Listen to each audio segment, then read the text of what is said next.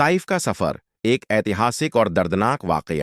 इस्लामी इतिहास में ताइफ का सफ़र पैगंबर हज़रत मोहम्मद की ज़िंदगी का एक बहुत ही दर्दनाक मगर सब्र और हिम्मत से भरा हुआ वाक़या है। यह वाक़या उस समय का है जब मक्का के काफिरों ने हज़रत मोहम्मद पर जुल्म की इंतहा कर दी थी और आपके लिए मक्का में दावत इस्लाम का काम करना नामुमकिन होता जा रहा था। पृष्ठभूमि नबी करीम की उम्र उस वक़्त तकरीबन 50 साल थी। आपकी मददगार और वफादार बीवी हज़रत खदीजा रज़ी और चचा अब्बू तालिब जो आपकी हिफाजत करते थे, दोनों ही इस दुनिया से जा चुके थे। ये साल इस्लामी इतिहास में आम उल हुज़्न यानी गम का साल कहा जाता है। अब मक्का में नबी की कोई बाहरी या अंदरूनी मदद बाकी न रही थी। ताइफ का इरादा जब मक्का में जुल्म बढ़ गया तो आपने सोचा कि मक्का से बाहर किसी और जगह जाकर लोगों को इस्लाम की दावत दी जाए। आपकी नज़र ताइफ पर पड़ी जो मक्का से लगभग 90 किलोमीटर दूर था। ताइफ एक खूबसूरत और सरसब्जा इलाका था जहां बनी सकीफ कबीले के लोग रहते थे। आप अपने गोले पालक हजरत जैद बिन हारिसा रजी को साथ लेकर पैदल ही ताइफ के सफर पर रवाना हुए।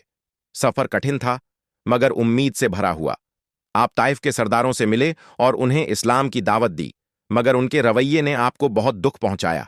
ताइफ में जुल्म ताइफ के सरदारों ने न सिर्फ इस्लाम को ठुकरा दिया बल्कि नबी की तौहीन भी की।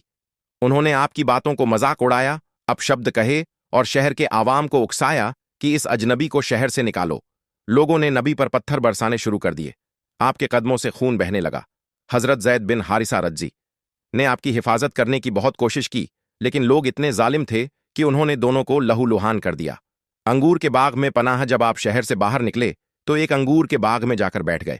वो बाग उतबा और शैबा नामक मक्की सरदारों का था। वहां नबी ने अल्लाह से एक बहुत ही दर्द भरी दुआ की। ऐ अल्लाह, मैं तेरी रहमत का तलबगार हूं, तू सबसे ज्यादा रहम करने वाला है। यह दुआ आज भी सब्र, तवक्कुल और अल्लाह पर भरोसे की सबसे बड़ी मिसाल मानी जाती है।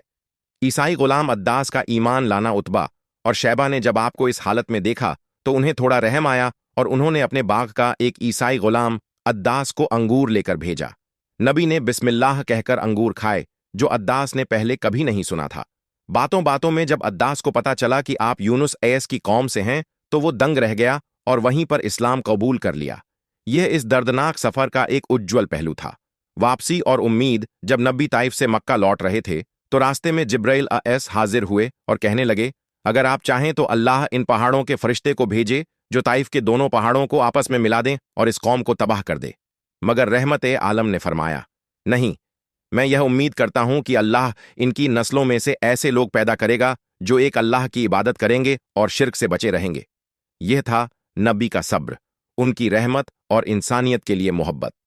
सबक: सब्र और तवक्कुल। हालात चाहे जितने भी मुश्किल हों, अल्लाह पर भरोसा ही सबसे बड़ा सहारा है। दावत इस्लाम में हिम्मत। ताइफ का वाकया हमें सिखाता है कि अगर राह सच्ची हो तो तकलीफों से डरना नहीं चाहिए। नरमी और रहमत। नबी ने बदला नहीं लिया बल्कि दुआ की और रहमत की उम्मीद की।